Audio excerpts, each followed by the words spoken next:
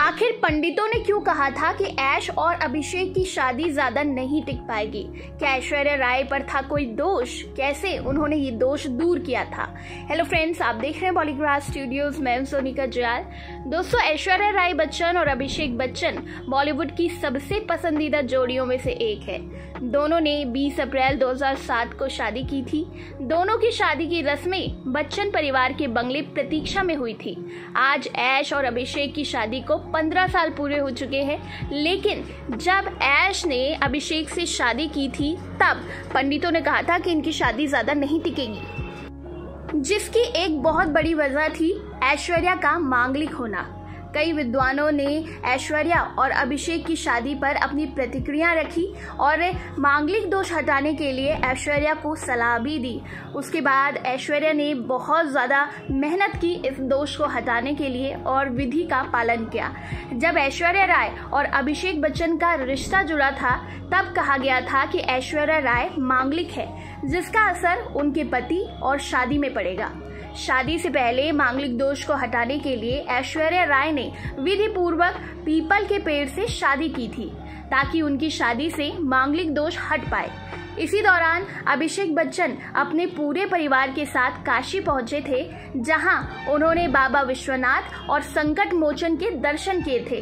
खास बात ये थी कि बच्चन परिवार के साथ उस वक्त उनकी होने वाली बहू ऐश्वर्या राय बच्चन भी थी।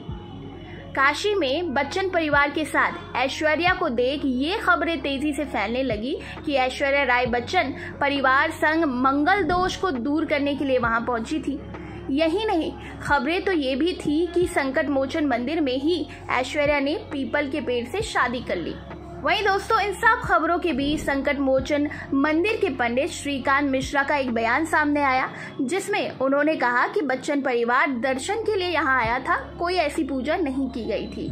वहीं दोस्तों, वैसे आपको बता दें कि कोई लड़की अगर मांगलिक होती है और वो इस दोष से छुटकारा पाना चाहती है तो उसे पीपल विवाह, कुंभ विवाह या शालिग्राम विवाह करने के बाद मंगल यंत्र का पूजन करना चाहिए, जिससे कि ये प्रभाव खत्म हो जाता है।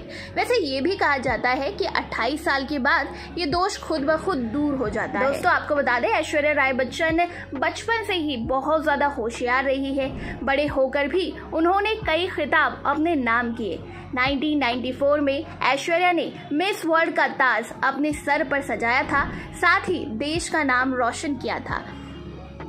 शादी और बेटी आराध्या के बाद ऐश्वर्या राय बच्चन ने फिल्म इंडस्ट्री से कुछ समय के लिए दूरी बना ली थी, लेकिन अब वो पुनियम सेल्वम में नजर आने वाली है। वहीं अभिषेक बच्चन आखिरी बार 10वीं में नजर आए थे। बॉलीवुड इंडस्ट्री में इन दोनों की शादी की मिसाल दी जाती है। तो दोस्तों, आप भी नीचे कमेंट सेक्शन में इन दोनों को विश करें और इसी तरह के दूसरे अपडेट्स के लिए सब्सक्राइब करिएगा हमारे चैनल पॉलीग्राफ स्टूडियोज को।